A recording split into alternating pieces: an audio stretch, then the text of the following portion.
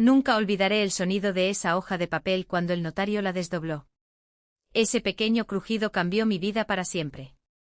Antes de contarles lo que pasó, denle like a este vídeo, suscríbanse y activen la campanita, porque esta historia tiene giros que no van a creer. Me llamo Renata, tengo 32 años, y hasta ese jueves de octubre creía que era la hija mayor de Ernesto y Consuelo Villareal. Crecí en Guadalajara, en una casa grande con jardín, rodeada de fotos familiares donde yo siempre estaba en el centro. Mi papá me decía mi princesa desde que tengo memoria. Mi mamá me enseñó a cocinar sus recetas, las mismas que su abuela le había heredado. Yo era feliz. O al menos eso pensaba. Todo empezó a cambiar 3 meses atrás, cuando mi papá enfermó gravemente. Los médicos decían que le quedaba poco tiempo y en esas semanas noté algo raro, susurros que se cortaban cuando yo entraba a la habitación, papeles que mi mamá escondía en el closet, llamadas que ella contestaba caminando hacia el jardín para que no la escuchara. Le pregunté qué pasaba. Ella solo sonreía y decía cosas de adultos: mija, no te preocupes. Pero yo sabía que algo se estaba guardando.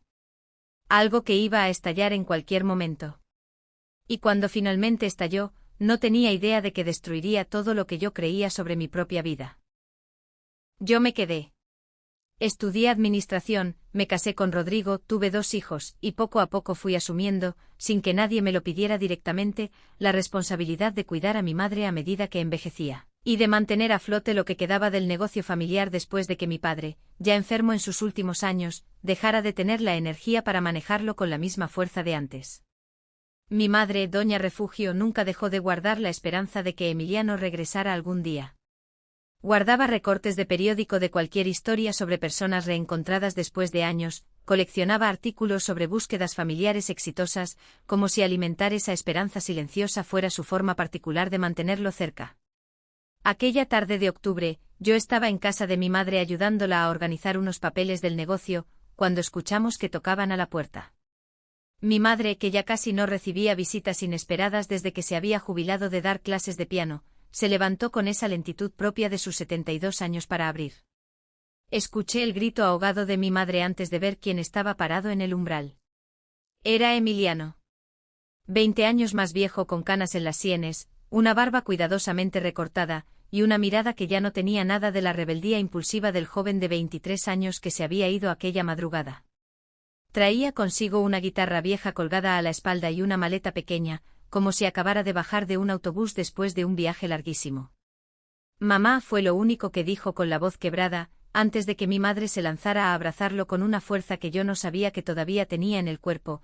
Yo me quedé congelada en la sala, viendo esa escena que había imaginado tantas veces en mis fantasías más optimistas, y que ahora, siendo real, se sentía completamente distinta a como la había soñado.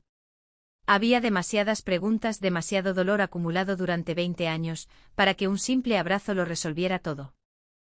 ¿Dónde has estado?, le pregunté con una mezcla de alivio y rabia contenida que ni yo misma esperaba sentir con tanta intensidad. Emiliano me miró y por un segundo vi en sus ojos algo parecido a la vergüenza. Es una historia larga, Lore. Pero necesito contarles algo y necesito que ambas se sienten, porque lo que vengo a decirles no va a ser fácil de escuchar. Mi madre, todavía con los ojos llenos de lágrimas de felicidad, insistió en que se sentara, que comiera algo primero, que había tiempo de sobra para hablar. Pero Emiliano negó con la cabeza, con una seriedad que no encajaba con la alegría del reencuentro. No, mamá. Esto no puede esperar. Vine porque me acabo de enterar de algo, hace apenas 2 semanas, que tiene que ver con papá, con la fábrica, y con una decisión que él tomó hace años sin que ninguno de nosotros lo supiera. Sentí que se me helaba la sangre. Después de 20 años de silencio absoluto, mi hermano no había vuelto simplemente por nostalgia o arrepentimiento tardío. Había vuelto porque sabía algo que nosotras no sabíamos, algo relacionado con nuestro padre, con el negocio que yo había sostenido sola durante años, y que estaba a punto de cambiar completamente la forma en que entendíamos no solo el pasado de nuestra familia, sino también su presente. Nos sentamos los 3 en la mesa del comedor, la misma mesa donde 20 años atrás Emiliano y mi padre habían tenido esa discusión que terminó por separarnos como familia. Mi madre le sirvió café con manos temblorosas, más por la emoción del reencuentro que por lo que estaba a punto de escuchar. Emiliano sacó de su maleta pequeña una carpeta desgastada, con las esquinas dobladas de tanto manoseo, y la puso sobre la mesa antes de empezar a hablar. Hace 20 años cuando me fui no llegué muy lejos al principio. Estuve unos meses en Tijuana, tocando en bares, durmiendo donde podía. Ahí conocí a un hombre mayor, un abogado retirado llamado Gonzalo Prieto, que me ayudó cuando yo estaba en mi peor momento sin dinero, sin rumbo. Él se convirtió con el tiempo en una especie de mentor para mí, casi un padre sustituto durante esos años difíciles. Mi madre lo escuchaba con atención absoluta sin interrumpir, mientras yo sentía como la impaciencia me quemaba por dentro, esperando entender qué tenía que ver todo esto con nosotros. Gonzalo murió hace 3 semanas, continuó Emiliano con la voz apretada por la emoción.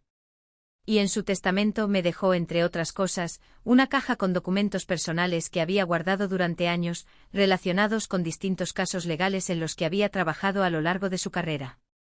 Entre esos documentos encontré algo que no esperaba encontrar jamás, correspondencia entre él y papá, fechada hace 15 años. Sentí que el corazón me daba un vuelco. Mi padre nunca había mencionado conocer a ningún abogado en Tijuana, y 15 años atrás, yo ya trabajaba activamente en el negocio familiar, así que cualquier asunto legal importante debería haber pasado, en algún momento, por mis manos. Papá contrató a Gonzalo para que lo ayudara con algo que nunca nos dijo a ninguna de las dos, siguió Emiliano, abriendo la carpeta y sacando copias de cartas antiguas.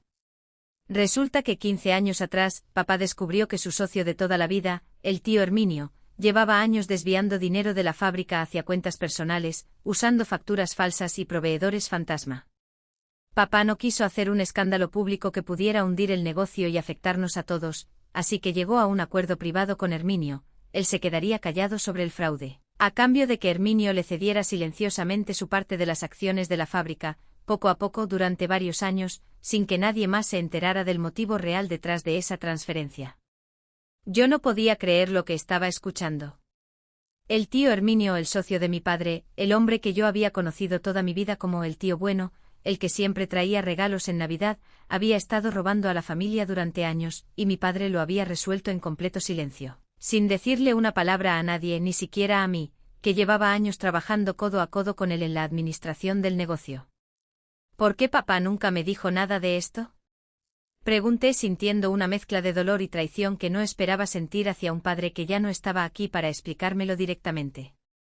Según las cartas, papá tenía miedo de que si tú te enterabas, ibas a insistir en denunciarlo legalmente, en exponer todo, y él prefería proteger la reputación de la familia y la estabilidad del negocio, aunque eso significara cargar solo con ese secreto, explicó Emiliano. Pero hay algo más, Lore. Algo que cambia todo lo que creíamos sobre cómo quedaron divididas las acciones de la fábrica después de su muerte. Mi madre, que había permanecido en silencio absorbiendo cada palabra, finalmente habló con la voz quebrada. ¿Qué tiene que ver esto con el testamento de tu padre? Emiliano sacó el último documento de la carpeta, un papel legal con el sello del abogado Gonzalo Prieto. Cuando papá finalmente logró recuperar la mayoría de las acciones que Herminio le había cedido, redactó un documento adicional, complementario al testamento oficial, especificando exactamente cómo debían repartirse esas acciones recuperadas en caso de su muerte. Y según este documento, una parte significativa de esas acciones, las que específicamente recuperó del fraude de Herminio, estaban destinadas a repartirse entre los 2 hijos, tú y yo, en partes iguales, independientemente de si yo regresaba algún día o no. Sentí que se me revolvía el estómago. Durante los últimos 8 años desde la muerte de mi padre, yo había asumido, sin cuestionarlo nunca, que el 100% de las acciones familiares me correspondían completamente a mí, ya que Emiliano había desaparecido y legalmente se le consideraba ausente. Había reconstruido el negocio, había tomado decisiones difíciles, había sacrificado años de mi vida creyendo que todo ese esfuerzo era exclusivamente mío. Pero el testamento oficial que se leyó después de su muerte no mencionaba nada de esto, dije, buscando desesperadamente alguna explicación. Yo estuve ahí, Emiliano. Escuché cada palabra. Porque este documento nunca llegó a registrarse formalmente ante notario aquí en México, explicó mi hermano. Papá se lo entregó a Gonzalo para que lo guardara como respaldo legal, con instrucciones específicas de entregármelo únicamente si yo alguna vez aparecía y podía demostrar mi identidad, precisamente para evitar que Herminio, si alguna vez se